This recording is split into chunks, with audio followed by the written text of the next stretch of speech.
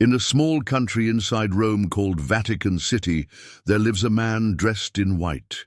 People travel from all over the world just to see him, hear his voice, or receive a blessing. He's not a king, but he's treated with great respect. He's not a president, but he speaks to world leaders. He doesn't lead a country with weapons, but with prayer and love. He is the Pope, the leader of the Catholic Church, and a spiritual father to more than 1.3 billion Christians around the world. Our journey begins over 2,000 years ago with a humble fisherman named Simon, later called Peter. He lived by the Sea of Galilee, casting nets and leading a simple life. One day, Jesus of Nazareth called out to him, "Follow me, and I will make you a fisher of men." Simon left everything behind to follow Jesus, becoming one of his closest disciples. Jesus saw in Peter a steadfastness and declared, "You are Peter, and on this rock I will build my church." This proclamation marked Peter as the foundation of the Christian church, making him the first pope in the eyes of Catholics. Peter's path was not easy. He witnessed miracles, walked on water, and even denied Jesus 3 times out of fear. Yet after Jesus' resurrection, Peter was forgiven and entrusted with leading the early Christian community. He traveled to Rome, the heart of the empire, where he continued to preach, even when it meant risking his life. He was arrested, tortured, and finally crucified, upside down, because he said he wasn't worthy to die the same way Jesus did. After his death, the Christian community in Rome needed a new leader, someone to carry Peter's mission forward. Successors were chosen to guide the faithful, and over time the title of Pope became synonymous with the Bishop of Rome.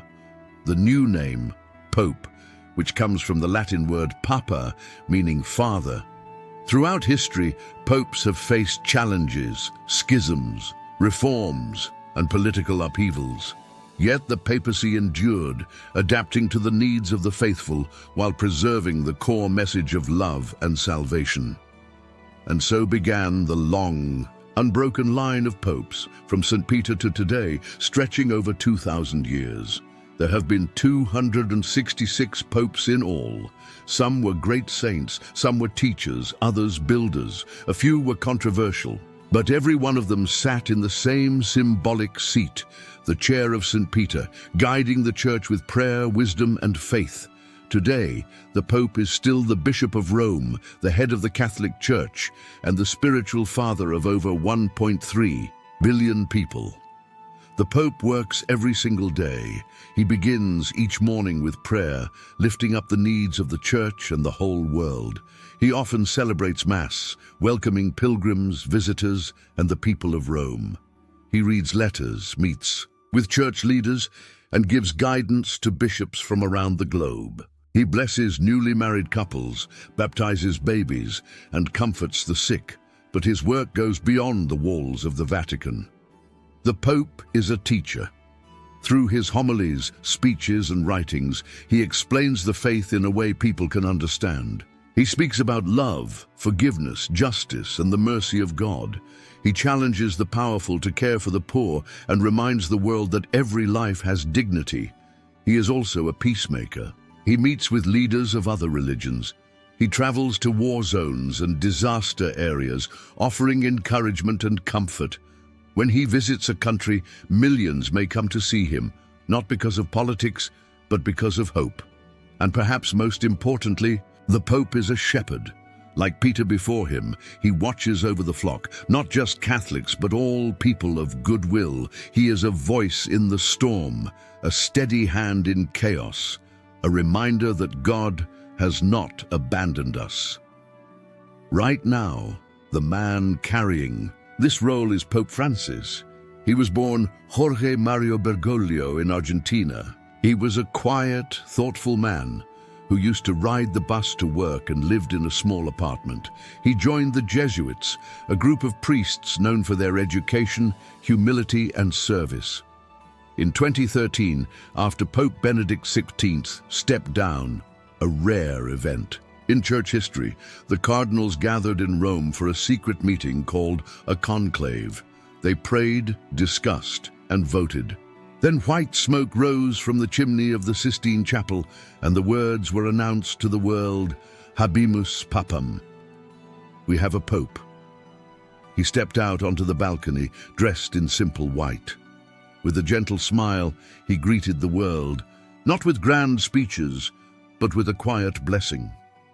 He had chosen the name Francis in honor of Saint Francis of Assisi, who had lived a life of poverty and peace.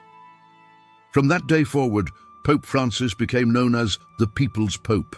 He chose to live in a small guest house instead of the grand papal apartment. He kissed babies, hugged prisoners, and washed the feet of the poor. He speaks often about mercy, reminding us that no one is beyond God's love. And yet, being Pope isn't easy. The weight of the world rests on his shoulders. Every word he says is watched closely. Every trip, every message, every prayer carries meaning. But Pope Francis continues to serve with a warm smile and a heart full of compassion. He reminds us that being Christian is not just about rules, but about love, about welcoming the outsider, forgiving our enemies, and walking humbly with God. When the time comes to choose a new pope, the cardinals, senior church leaders from all over the world, gather in the Vatican.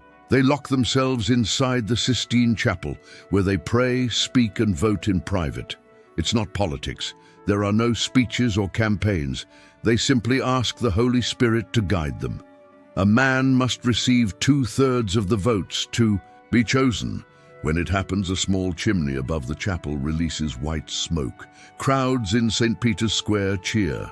The bells ring. A new pope has been chosen.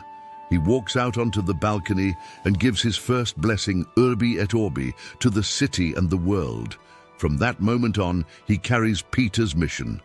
Today, in a fast and noisy world, the Pope continues to be a voice of peace. He reminds us that Christ is alive, that the Church is still a home for sinners and saints alike, and that faith is not about fear, but about freedom, forgiveness, and eternal love.